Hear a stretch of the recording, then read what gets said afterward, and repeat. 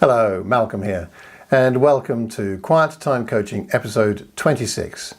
And today we're having a second look at the title, How to Be Humble, Hungry, and Smart, and how that applies to our relationship with God and our prayer life in particular. So last time we talked about the idea of being humble, because I was looking at perhaps what might be the most significant qualities in being a follower of Jesus Christ. And I suggested last time that perhaps being humble, hungry, and smart are three of them, and that they make a big difference if we have them fully developed in our relationship with God.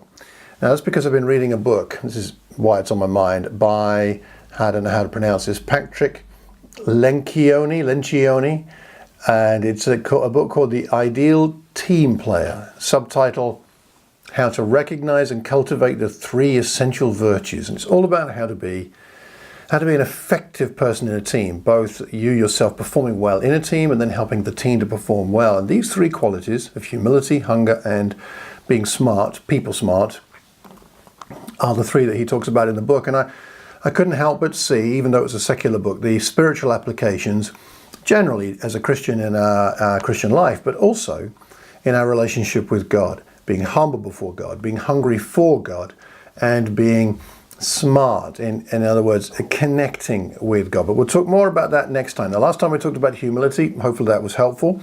You can go back and read that on my blog or listen to the podcast or watch the video. Today I want to talk about the second of these qualities, hunger. Hunger. Now what does it mean?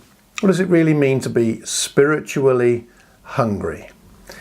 How does that affect our prayer life? I think what Jesus says in the Sermon on the Mount counts for a lot. We must start there. So many things start in the Sermon on the Mount. He said in Matthew chapter 5 and verse 6, "Blessed are those who hunger and thirst for righteousness, for they will be filled." Hungering and thirsting for righteousness.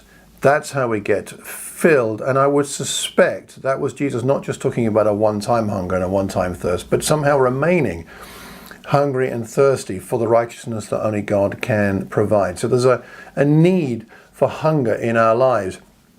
According to Jesus, being hungry is healthy. That hunger takes us in a good direction. A hunger for righteousness implies a desire to connect with the source of that righteousness that he's talking about there. And that to me sounds a lot like spiritual ambition.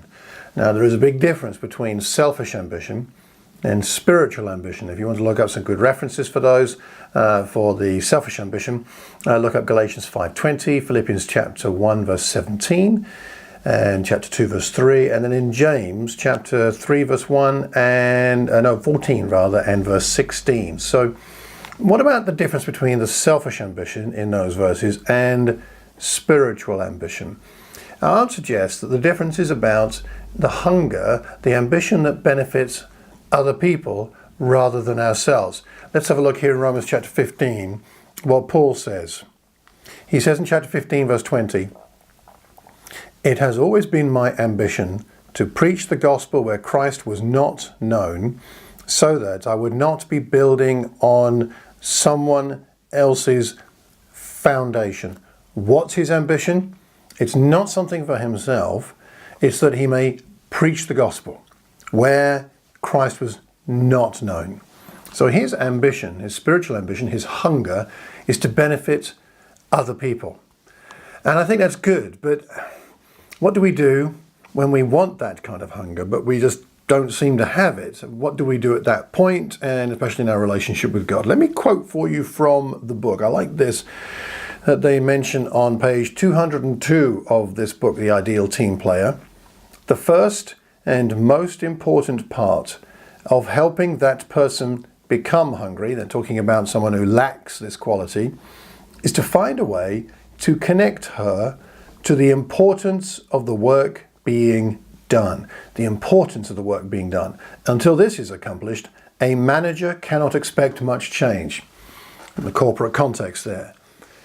But we're supposed to manage our spiritual lives and help each other with this. And what do we do when we lack the hunger? We first of all got to connect ourselves again with the importance of what we're doing, about the importance of our Christian lives, and especially the importance, the significance of our relationship with God. And when we reconnect with that, and we'll get that hunger back, and then we'll be in a healthy position. So we've got to do this. How do we do it? Well, I've got 3 suggestions for us today as to how to get that hunger back in our relationship with God. Number 1, pray for the hunger. Pray for the hunger. I don't like being hungry personally, but I have to say that I do have a clearer mind when my stomach isn't full. There's something about that. Ask God to create in you a healthy dissatisfaction that can cause a condition in you that's a healthy dissatisfaction in your soul. Ask God to help you with that. It might not be comfortable, but it will ultimately be satisfying. So number 1, pray for hunger. Number 2, pray to remember. Pray to remember how God has acted in the past when you've been spiritually hungry. Can you recall the times of spiritual hunger, the situations that led you to seek God, to hunger for Him? What were those situations like? What was going on in your life when you had that desire, that thirst for God? What was going on? Can you remember? Think back to those times. Think back to those circumstances that opened up your heart to a repentance. Pray about those times. Ask God to recreate the same spiritual hunger in you today. Some of that recreation will happen because of remembering. So firstly, pray for hunger. Secondly, pray to remember. And thirdly, pray for vision. Pray for vision. Pray for a vision to be stretched where beyond your abilities, so that you will sense this, you will feel this spiritual hunger that you need.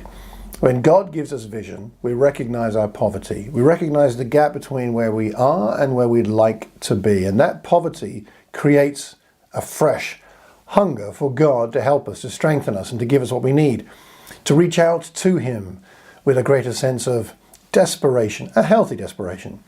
It's in that reaching that we find the supply of His strength that we need. Isn't it in that stretching that we find His support? Can you pray for a faithful vision? 3 things. Pray for hunger, pray to remember, and pray for vision. And by the way, I'd submit that taking communion is one of the things that can help us with our spiritual hunger. Jesus talked about Him being the bread of life. He satisfies us. And when we come to the communion hungry to remember what Jesus has done for us, something deep and meaningful happens in our lives. So take communion meaningfully and let that recreate in you the hunger for Jesus, and at the same time lead you to the one person who can truly satisfy that hunger. And that's the Christian life. Hungering and being satisfied. Hungering and being satisfied. Being thirsty and then having our thirst slaked. This is what Jesus does for us, and it keeps us healthy until the ultimate day when all hunger will be satisfied. Try praying these prayers this week, to be hungry, to remember, and for vision.